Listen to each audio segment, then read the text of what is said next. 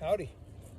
Coming to you today, and we're going to talk skiing and mountain biking since I am heading west right now, and I'm totally stoked to be getting into ski instruction soon and teaching on snow and getting into that kind of feedback.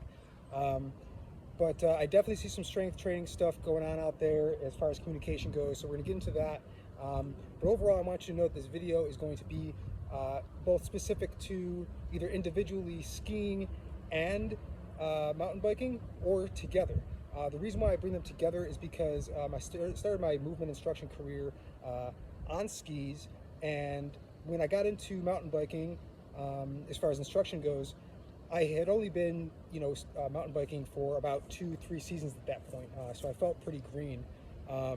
But even though I was applying to this mountain and saying, hey, I want to get into trail maintenance and understanding the engineering that goes on there, they were pretty adamant that, hey, we want you to teach because you've got the movement analysis down. Trust me, you got it.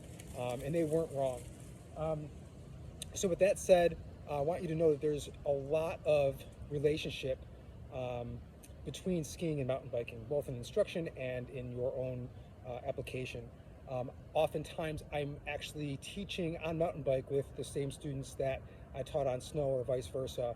And if I am with those same students, I'm using a lot of parallels that I've already kind of gone over with them in the other realm. And if not, hopefully my students are coming from that realm because I can make those same parallels.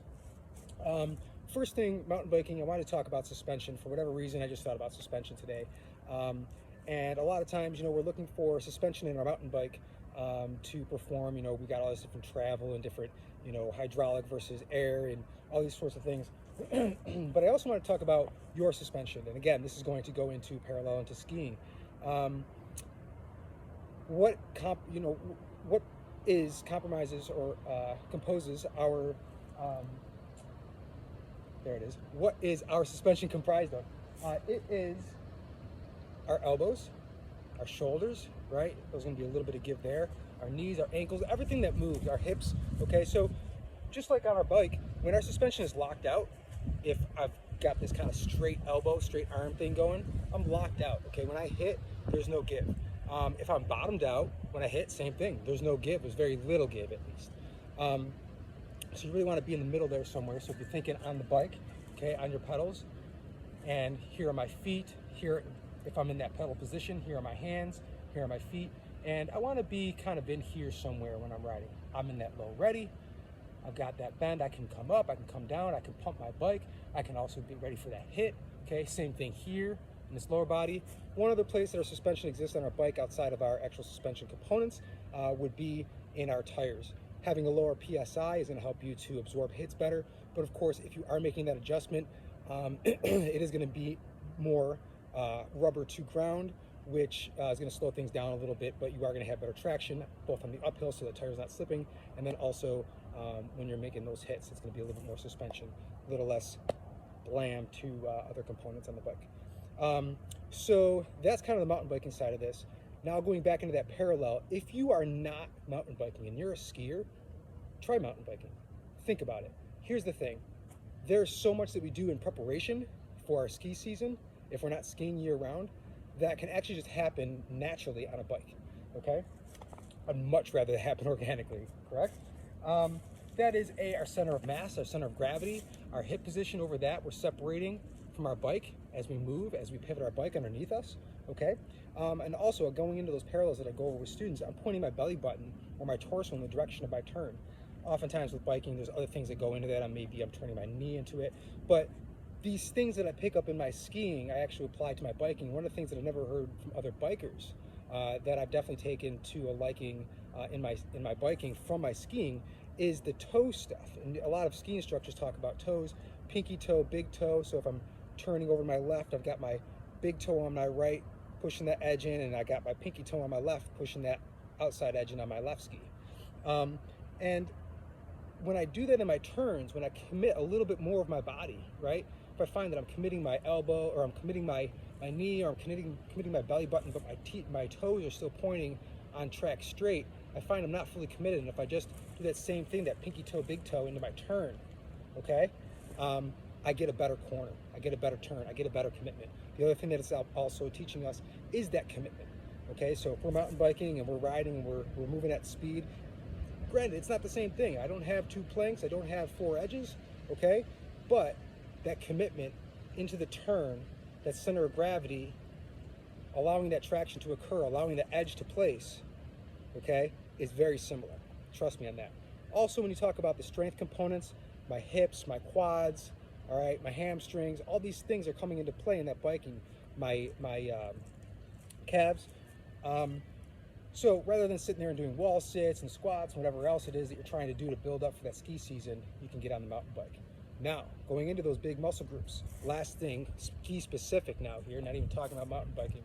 A lot of the ski specific is just that, big muscle groups. You know, hips and quads and, you know, just being ready. And yeah, of course we want the endurance for that, okay? But that's not everything. And here's the thing too, a lot of people early season get injured, and that injury occurs because we are not focusing on the other smaller components that's keeping everything in line, okay? The knee stability, the hip stability, the ankle stability, the lateral stability. There's a lot of lateral movement, both in our mountain biking and our skiing, but we're just focusing on skiing right now. We're talking about that lateral movement. And a lot of people think, well, I got this tight boot. If you're a newer skier, you might not understand, you know, all the flex. We're not gonna get into the flex and different types of boots and things like that. But I am gonna mention a lot happens from the ankle, a lot happens from that flexion, okay? And even though I have this hard piece of plastic protecting that, so to speak, you might feel like maybe I'm limited in that joint, so I don't really need to be focusing on that for the season, but you do. You do more than anything, really, because so much of that foot pressure, whatever's going on there, translates to that ski. So when I'm talking about building for lateral stability, very simple stuff, okay? Just do balance stuff. Just move around from this point. Become individual to each foot. And as I come out, I'm obviously working on this hip, right? But I'm creating different tactile feedback for this foot, that lateral stability. As I come out here, see how low we can go, right? We do that. Anything we do to one side, we're going to do to the other side, right?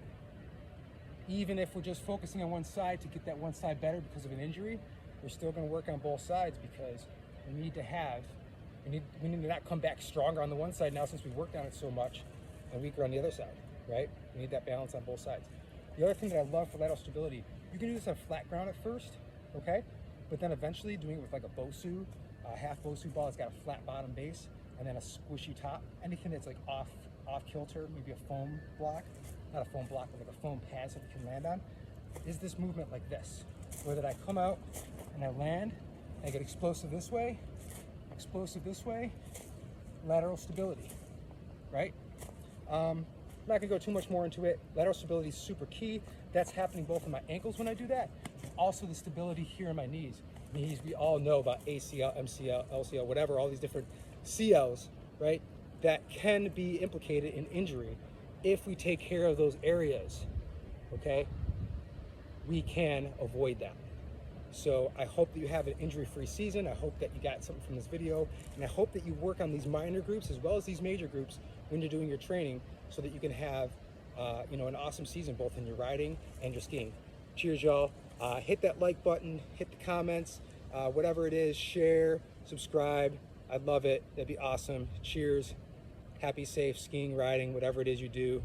Like, comment, whatever, blah, blah, blah. Thanks.